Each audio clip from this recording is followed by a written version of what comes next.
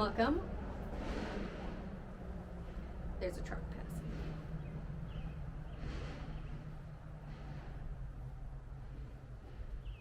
Hi guys, welcome back to my channel. If you're new here, my name is Katie. Thank you for joining. Today I am doing a mid-year book tag. So I have some questions listed on my notes app on my phone. I actually got this idea from Sarah Caroli. She just posted a mid-year book tag, book wrap-up, and a lot of people are doing that right now. So I am stealing some of her questions that she used in her video, so creds to Sarah. I have my questions pulled up on my notes app on my phone, and I have my books sitting over here. I mean, if you saw the thumbnail, you probably already know some of the books that I'm going to talk about, but I don't have all of the books in the physical copy. Some of them were read either on the Libby app or on my Kindle. I'm going to pull up the Storygraph app. I go back and forth between Storygraph and Goodreads. I go to Goodreads when I want to look up a book and see what its ratings are and read reviews, but I use Storygraph to actually track all the books that I'm reading and what my ratings are. I have read 41 books so far this year, so that's not too bad. I usually just set my goal somewhere between like 50 to 75 for the year. I think last year I read maybe 64 apparently. I read 64 books last year. I think I'm on track to reading 75 this year. Ooh, so I am 55% through my reading goal of 75 books this year. So apparently I am ahead by 6 books. So that's not too bad. So if I keep on this rate, I should get to 75 books by the end of the year. So that's cool. Anyways, I'm gonna get straight into the questions. What is the best book you've read so far in 2023? This one was a little bit hard. The book that I chose for this is a newish release, but it immediately stole my heart. And before I read you know what, I'll just tell you what book it is and then I'll get to it. Fourth Wing. I am absolutely positively obsessed with this book. It had everything I could possibly ask for. It had a little bit of romance with some dark, brooding, shadow-wielding man. It had dragons, it had action, it had suspense. I might have shed a tear at some point. I don't know. It left on a cliffhanger. It was so good.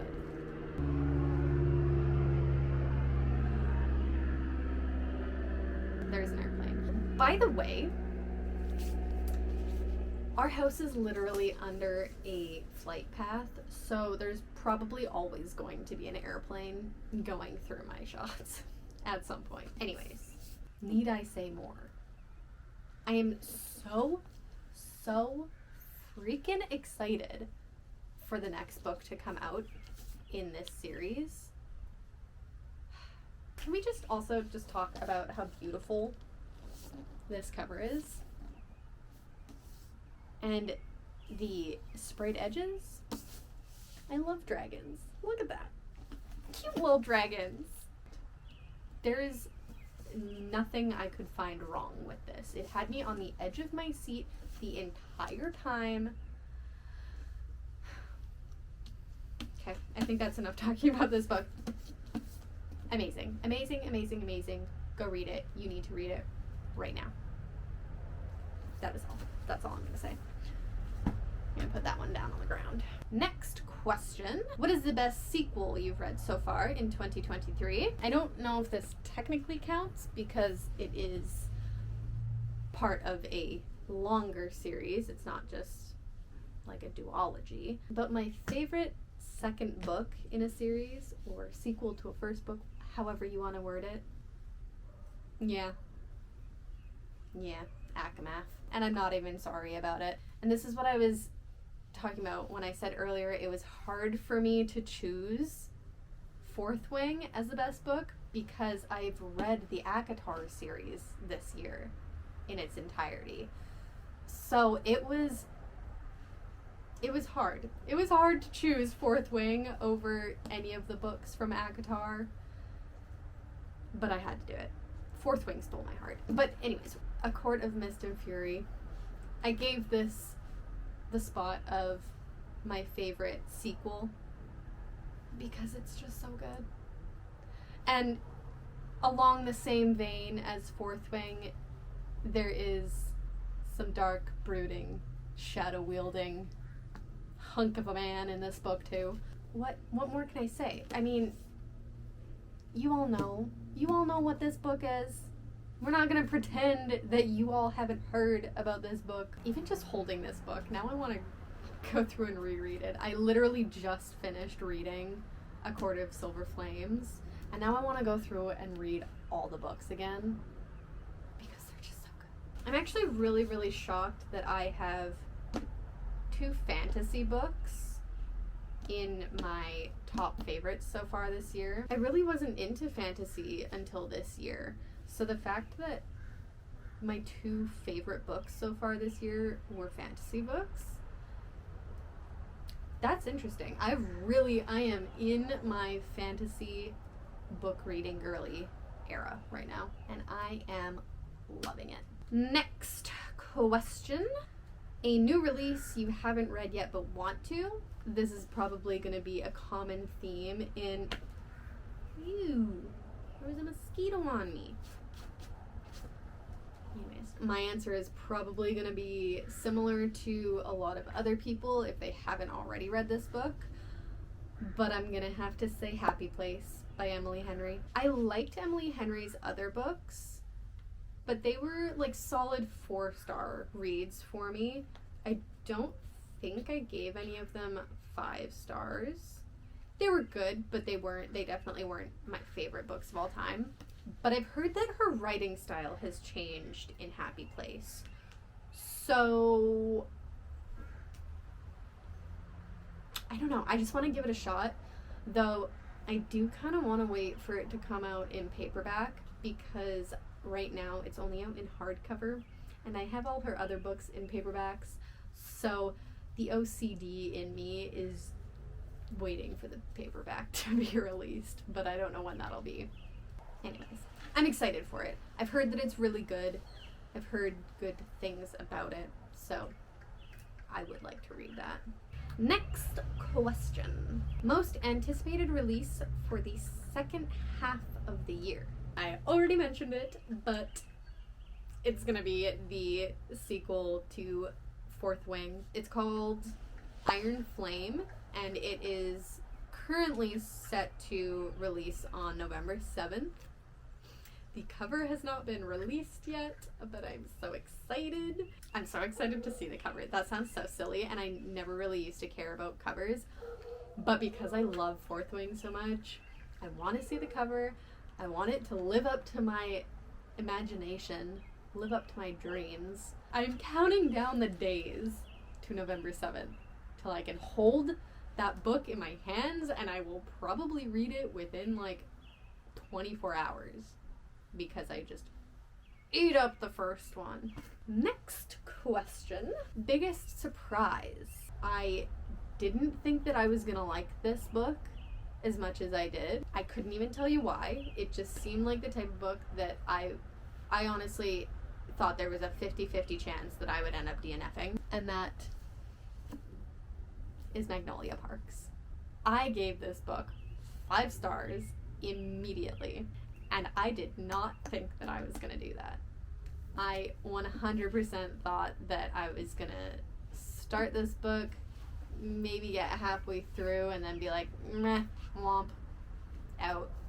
But no, it sucked me in, and I immediately had to go and buy the other ones. Well, I don't have the last one, I have Magnolia Parks, Daisy Hates, and Magnolia Parks A Long Way Home. I still need to order Daisy Hates the Great Undoing. I loved this. It was definitely Gossip Girl in Britain, which is what literally everyone says about it. It was dramatic. It was basically a whole train wreck in a book. But it was just, this is like a guilty pleasure kind of read for me for sure. It is a messy, tragic, horrible romance book. I don't even want to call it a romance book. I want to call it a dramatic tragedy. But there was something about it that just sucked me in. That was my biggest surprise in terms of good surprises. In terms of not so good surprises, a book that I was actually kind of disappointed by, that I was not expecting to be disappointed by, is The Invisible Life of Addie LaRue. I don't even know what I gave it. I think I might have given it like 3 stars. But I was so excited for it because everyone that I'd seen that read it was giving it 5 stars. And like, it was good, but I could take it or leave it. I probably won't think about it all that much. So I was a little bit disappointed by that. But it is what it is. Next question. Favorite new author? Either a debut author or new to me. I don't think this is really going to be a surprise, but I'm going to have to go with Miss Sarah J. Maas. I read the ACOTAR series, and now I need to go read all of her other books. Throne of Glass and the Throne of Glass series is actually on my TBR this year. I mean, I should be able to get to at least the first few books. It'd be cool if I could read the entire series. I mean, I'm a mood reader, so I don't stick to a strict TBR. I read what I feel like reading. I do want to give the Crescent City books a try too, but I've heard mixed reviews, and they're chunky books, so I don't know. I do want to read them, but they're not super high on my priority list. Next question. Newest fictional crush. And I mean, if you couldn't have guessed it, apparently I have a thing for dark, brooding, shadow-wielding men. So, I mean, it's probably a tie between Xaden from Fourth Wing and Rhysand, if you will, from ACOTAR. But I think if I absolutely had to choose,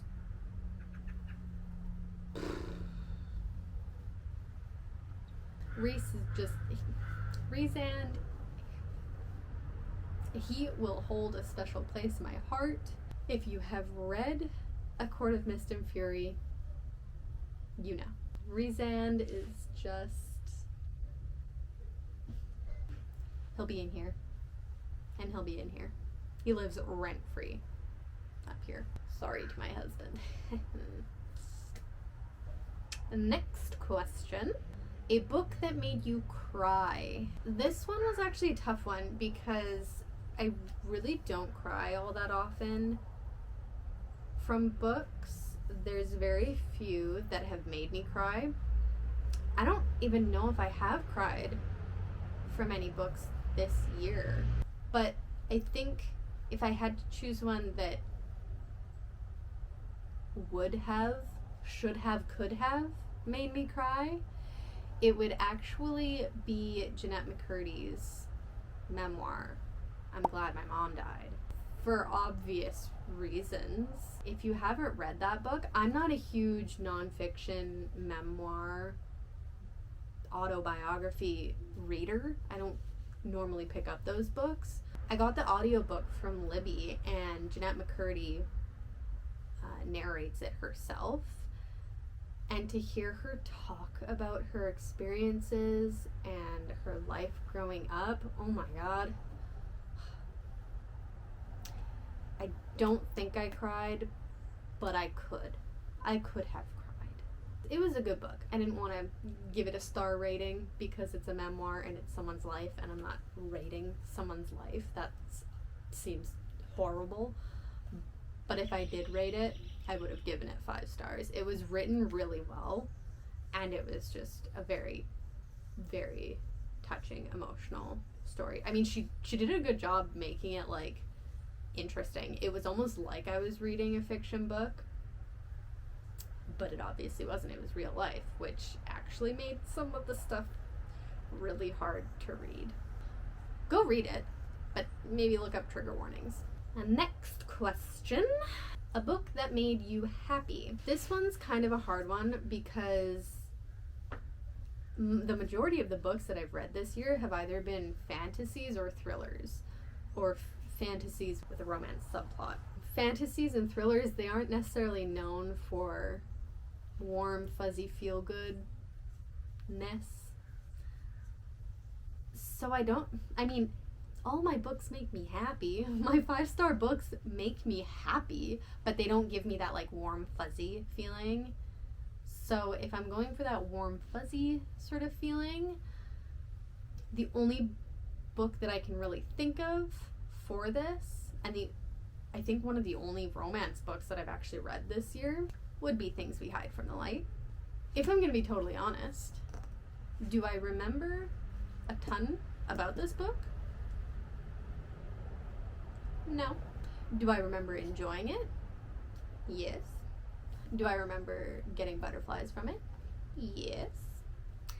I do think I liked the first book more, Things We Never Got Over, but I read that last year, so I couldn't use that in this video. It's a Lucy Score romance. It was good. I enjoyed it. I think I gave it 4 stars, and it gave me that fuzzy, warm feeling inside. It left me feeling happy and gave me butterflies. That's really all I have to say about that. Next question.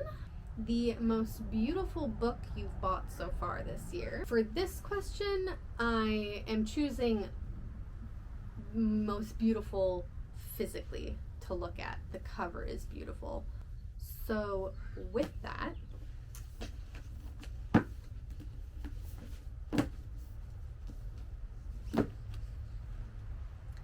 Magnolia Parks.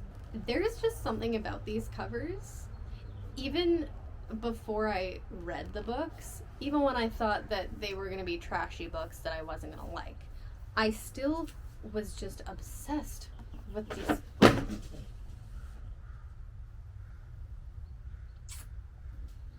We're good. Dropped my book. We're fine. I think I woke up the raccoon, but we're good. These covers are just beautiful. Are you kidding me?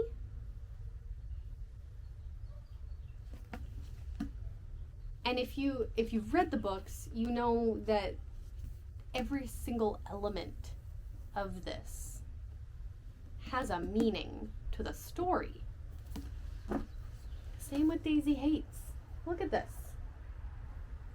Look at that. Beautiful. So many details. Also, tigers. Who doesn't love tigers and guns? Tigers and guns, oh my. Magnolia Parks, The Long Way Home. A big old pirate boat? Are you kidding me? Look at this. Beautiful covers. I'm obsessed with the artwork. And next question. Last question, actually. What books do you need to read by the end of the year? I want to finish Magnolia Parks, The Long Way Home, which I should be able to do within the next couple weeks, I think. And then I want to obviously get Iron Flame, the sequel to Fourth Wing, and the Throne of Glass series, which, wishful thinking, I'd love to read them all by the end of the year, but we'll see. Hopefully. They're on my list. Happy Place. That was one that I mentioned earlier too. I also have the Mistborn trilogy by Brandon Sanderson, and I have the UK covers. They're the white covers. I'll put a photo of them somewhere here. But, oh my gosh, gorgeous. So I want to read those by the end of the year too. Just a few books. Those are like the main books that come to mind. But like I said, I'm a mood reader, so things will probably change. I'll pick up other books that I find, that I see, that I feel like reading. I also wanted to add an honorable mention to this video. This book was probably one of my favorites that I've read this year, but it just didn't really fit in any of the prompts compared to these two books. These were my top two, so it's probably my third favorite. But that would be Warbreaker by Brandon Sanderson, which is the first Brandon Sanderson book that I've ever read. It was, oh my gosh, it blew my mind how good that book was. I kind of went into it not really knowing what to expect. If you own Warbreaker by Brandon Sanderson, you'll know that the synopsis on the back really gives you nothing. So I had no idea really what was going to happen in the book. But it was amazing. It was so interesting. It had a little bit of a mystery element to it. You get like snippets of what could be a romance. The biggest element of it was obviously just the magic system. Brandon Sanderson's brain, he must just be wired differently, because the magic system in Warbreaker was just so well thought out and so creative. Like, I've never read anything like that before in my life. And I will never understand how people can come up with stuff like that. That's my honorable mention. It makes me very excited to read the Mistborn trilogy. Well, that concludes my mid-year book tag. I hope you guys enjoyed it. I had a blast. Thank you for joining, and I'll see you guys in my next video.